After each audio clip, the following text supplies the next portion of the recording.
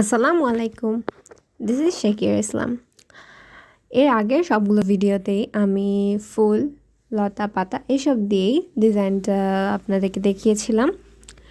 এখন আমি যেই লাস্ট পার্ট হামিংবার্ড, আমি দুটো হামিংবার্ড আঁকবো। এটা হচ্ছে প্রথম হামিংবার্ড যেটা আমি ট্রাই করেছি। এখানে আমি অনেক ধরনের কালার কম্বিনেশন ব্যবহার করেছি। হুবহু সেরকমই আঁকতে হবে এমন কিছু না, আপনারা ট্রাই করে দেখতে পারেন। আর হামিংবার্ডের ক্ষেত্রে প্রথমে ফেদার অর্থাৎ গায়ের পালকের কালার যে কম্বিনেশনটা থাকে সেটা কমপ্লিট করে ফেললেই সেটা বেটার হয়। আর যতটুকু পারা যায় হালকা হালকা করে অল্প অল্প করে বিভিন্ন ধরনের রং ব্যবহার করতে হয়, কারণ হামিংবার্ডে অনেক ধরনের কালার কম্বিনেশন দেখা যায়। আমরা যদি হামিংবার্ড আপনারা দেখে থাকেন তাহলে বুঝতে পারবেন প্রত্যেকটা হামিংবার্ডেই কিছু না কিছু ডিফারেন্স থাকে, তাদের কালার ভ্যারিয়েশনটা অনেক বেশি।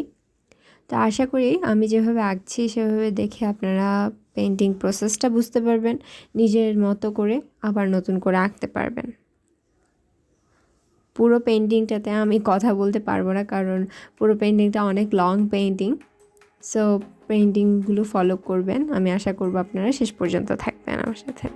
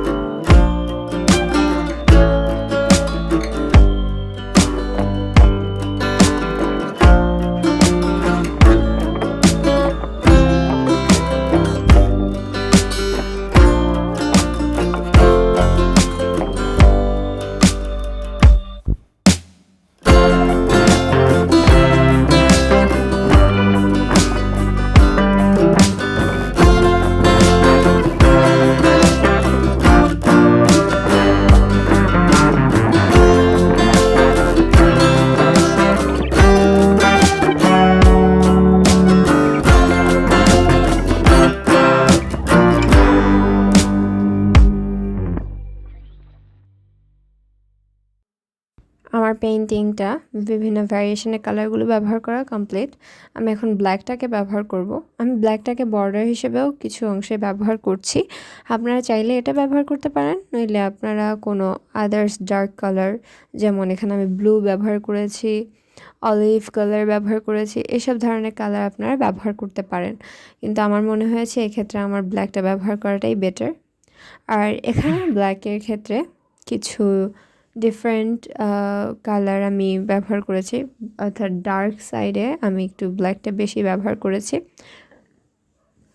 আর এখানে চোখটা আঁকার সময়, অর্থাৎ পাখির চোখটা যখন আপনারা আঁকবেন তখন কিছু অংশ পেইন্ট না করে একটু খালি রাখলে আমার মনে হয় সেটাতে অনেক বেশি ভালো দেখাবে, ওই হাইলাইটিংটা যেন থাকে।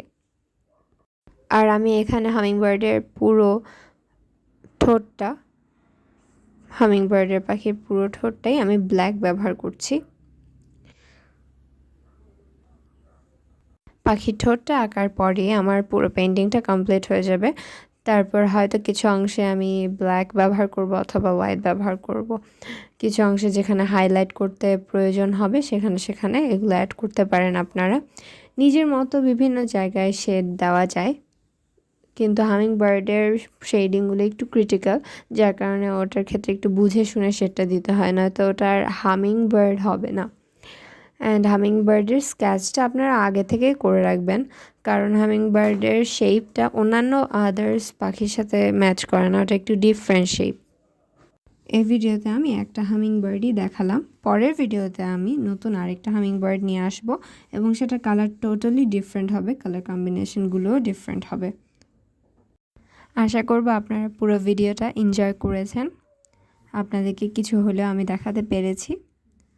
আর আপনাদের ভালো লাগলে অবশ্যই লাইক করবেন, কমেন্ট করে জানাবেন আপনাদের ল্যাকেজগুলো, যেখানে যেখানে আপনাদের প্রয়োজন সেগুলো যদি আমাকে কমেন্টে জানান তাহলে আমার জন্য খুব সুবিধা হয়। আমি পরের ভিডিওগুলো সেভাবেই সাজাবো। আমার চ্যানেলে আপনি যদি নতুন হয়ে থাকেন তাহলে অবশ্যই সাবস্ক্রাইব করবেন। সবাইকে ধন্যবাদ।